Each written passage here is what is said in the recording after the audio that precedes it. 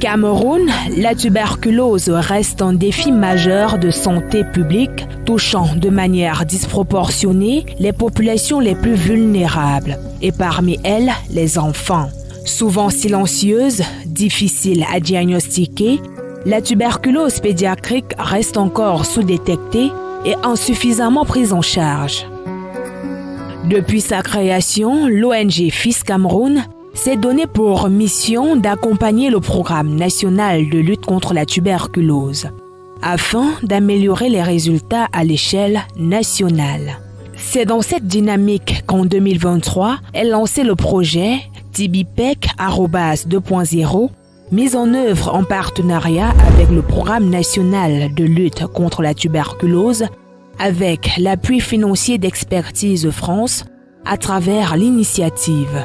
D'une durée de 3 ans, mai 2023 à avril 2026, ce projet vise à renforcer le diagnostic précoce et améliorer la prise en charge de la tuberculose pédiatrique en zone urbaine au bénéfice des populations défavorisées, notamment les déplacés internes.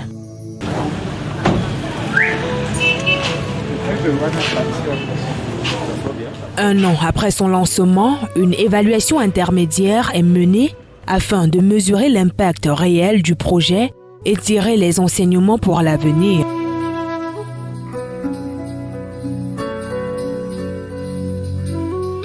Donc, nous arrivons dans un contexte où nous trouvons la notification entre 5 et 6%. Pourtant, l'OMS recommande que nous devons avoir une notification qui est aussi entre 10, 12 et voire 15%.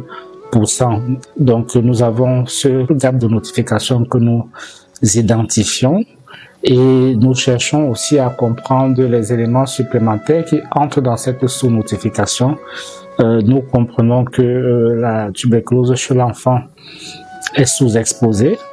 Elle est objet d'une faible implication des acteurs communautaires.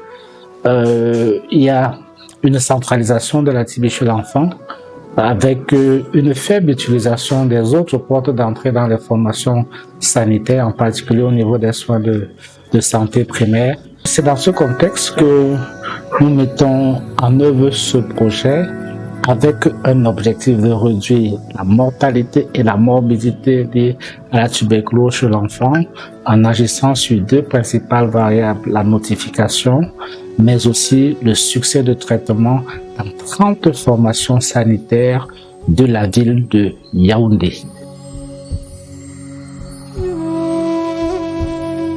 Pertinence, efficacité, efficience.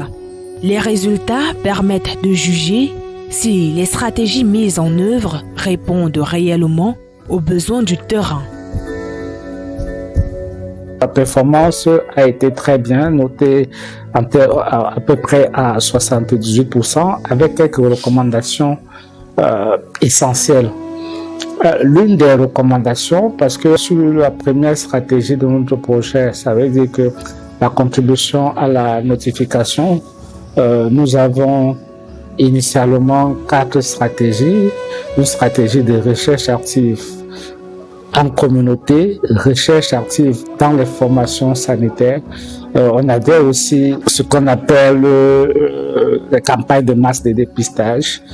Et à côté de ça, il y avait aussi des stratégies porte-à-porte.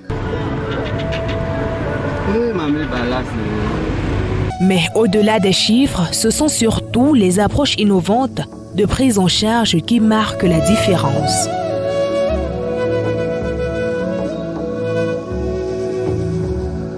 La recherche active en formation sanitaire est initiée par une consultation médicale.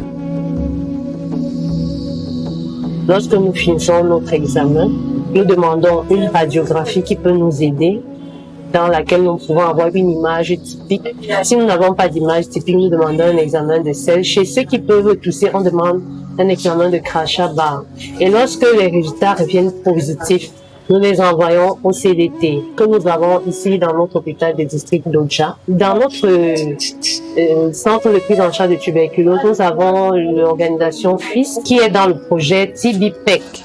Il prend en charge les coûts catastrophiques chez les enfants indigents. En l'instar de la radio, on va rembourser aux parents indigents lorsqu'ils vont faire la radio. Et si ça nécessite une hospitalisation également, ils remboursent les coûts de l'hospitalisation et même d'autres examens, les pensions lombaires et autres. Nous avons participé à la formation TB pédiatrique. Nous avons constaté que les diagnostics qui étaient des diagnostics bactériologiques étaient plus importants que les diagnostics cliniques. Alors que l'OMS recommande l'inverse.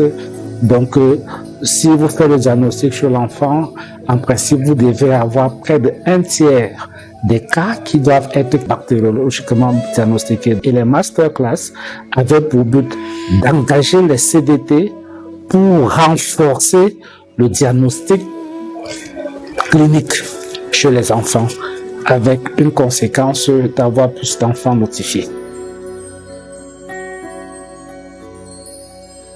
Sur le terrain, la lutte contre la tuberculose s'organise autour d'un circuit bien structuré. Dans les aires de santé, les CDT, Centres de diagnostic et traitement, jouent un grand rôle. Aujourd'hui, les équipes de l'ONG FIS Cameroun, accompagnées des ACRA superviseurs et des ASCP, se rendent à l'hôpital de district d'Odia, dans le 4e arrondissement de Yaoundé.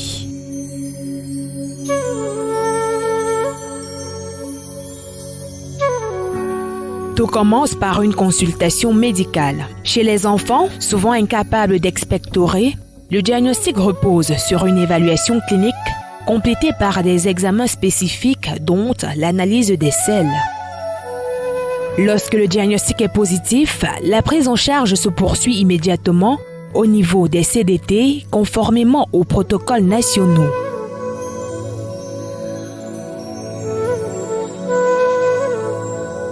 Si c'est en milieu urbain, dans un centre dans lequel on n'a pas de centre de prise en charge de tuberculose, on va passer par un ACRA qui va faire le relais au centre de prise en charge de l'air concerné.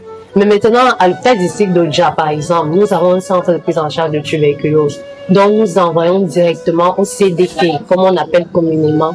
Et comme ça, le personnel du CDT les prend en charge en donnant les règles. Pour les cas positifs, avant d'initier toute descente en communauté, l'ACRA superviseur du CDT met les ASCP en contact avec le patient. Bonjour, monsieur Atangana. Oui, comment vous allez? C'est l'hôpital de district d'Odja, service tuberculose. Ah, c'est madame Madeleine. Oui. Question de savoir s'il a les enfants. Oui, il a les enfants à la maison. Il a déclaré 3 enfants mis sous INH.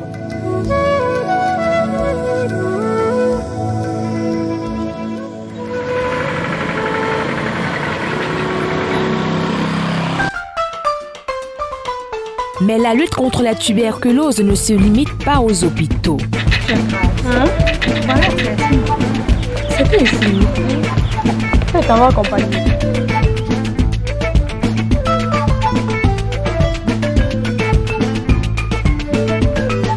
Dans les quartiers, dans les ménages, les équipes de terrain mènent un travail essentiel de sensibilisation.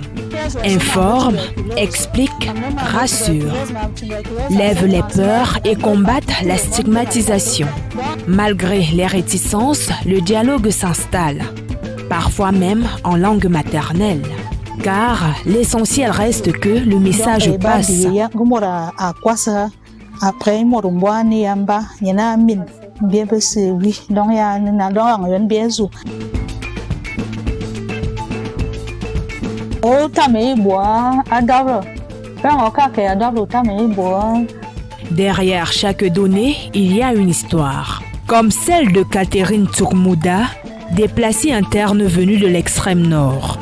Sa fille aînée, âgée de 9 ans, a été atteinte de tuberculose. Grâce au projet TBPEC 2.0, elle a pu bénéficier d'un diagnostic rapide, d'un traitement adapté et aujourd'hui, elle a repris une vie normale. Je remercie beaucoup l'ONG pour son aide qui nous a aidés. Donc, je suis vraiment contente pour ça. Il nous a beaucoup aidé, donner la nourriture, l'argent de transport, la radio, tout, pour le soin de l'enfant. Merci beaucoup, merci. L'un des piliers du projet repose sur une innovation digitale. Grâce à l'application One Impact, des milliers d'enfants indigents ont bénéficié d'un accompagnement concret, frais d'hospitalisation, transport, soutien nutritionnel, gestion des coûts catastrophiques. One Impact est simple, mais il s'agit d'un puissant outil communautaire pour améliorer la redevabilité du système de santé.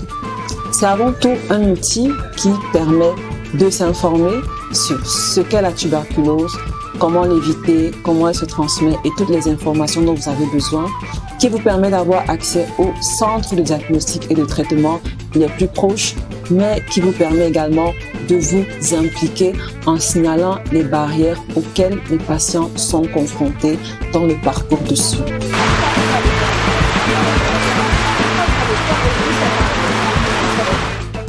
Nous travaillons avec l'outil One Impact pour ce projet pour documenter des barrières d'accès aux soins.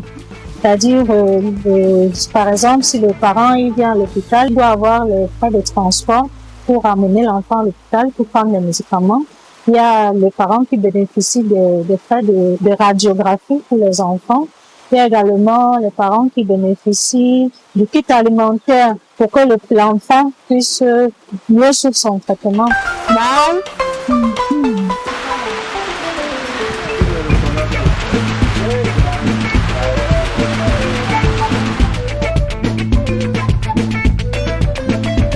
Aujourd'hui, ces enfants sont en bonne santé et leurs familles soulagées. Après plusieurs mois de mise en œuvre, le constat est sans appel. Après 36 mois de l'intervention, on est content de pouvoir dire, sur la base des données de DHIS2, dans le système national d'information sanitaire, que nous avons la notification de la TB chez l'enfant dans la zone d'intervention qui est passée de près de 5,7% à 12%. C'est un record dans la région. Au-delà du Cameroun, c'est un record dans l'Afrique francophone. Le projet TB-PEC 2.0 est un succès. Un modèle de prise en charge efficace, humaine et adapté aux réalités locales. Mais aujourd'hui, un défi majeur se profile. Car lutter contre la tuberculose, ce n'est pas seulement soigner une maladie, c'est protéger nos enfants, c'est préserver des vies, c'est garantir un avenir à toute une génération. La tuberculose se dépiste, se crête et se guérit seulement si nous agissons ensemble maintenant. Ne détournons pas le regard, mobilisons-nous, soutenons les initiatives qui sauvent des vies. Car chaque enfant compte et aucun ne doit être laissé de côté.